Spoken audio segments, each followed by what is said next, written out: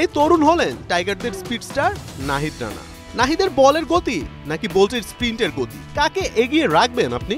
ছিমছাম 6 foot উচ্চতার ছেলেটার হাতের গতির আগুনের তীব্রতা যে এতটা প্রখর তা হয়তো ভাবতে পারেনি ক্যারিবিয়ানরা।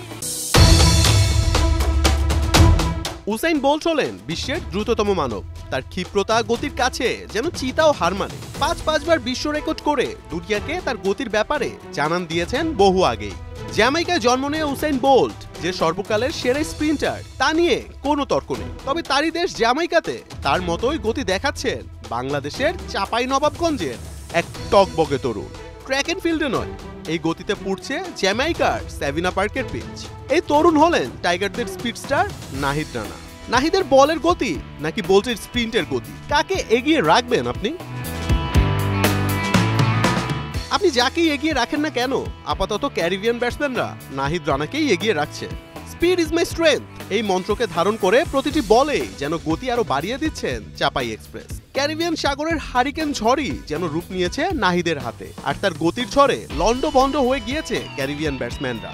নিজের টেস্ট ক্যারিয়ারের প্রথম 5 উইকেটও শিকার করে ফেলেছেন তিনি। 6 ফিট 2 ইঞ্চির এই গতি তারকার ক্যারিয়ারটা খুব একটা লম্বা নয়, তবে এত ছোট ক্যারিয়ারেও নিজের গতি দিয়ে ব্যাটসম্যানদের গলার কাটা ও 2 চোখের বিষ হয়ে উঠেছেন তিনি। 22 বছর বয়সী নাহিদ রানার চলতি বছরের 22 মার্চ শ্রীলঙ্কার বিপক্ষে টেস্ট দিয়ে শুরু হয় ক্রিকেটের রাজকীয় ফরম্যাটের যাত্রা।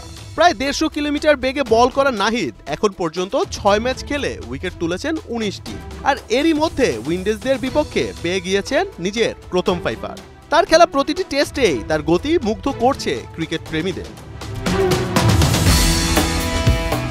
ক্যারিবিয়ানদের বলা হয়ে থাকে স্পিডস্টারদের স্বর্গরাজ্য।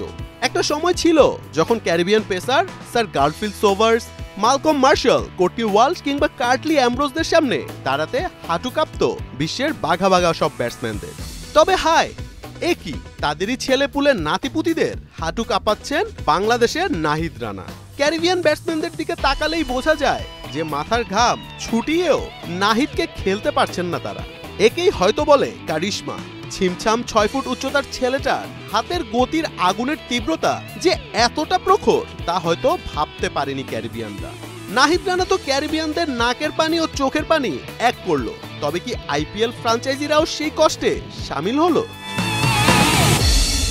মোহাম্মদ আদনান, ৭১।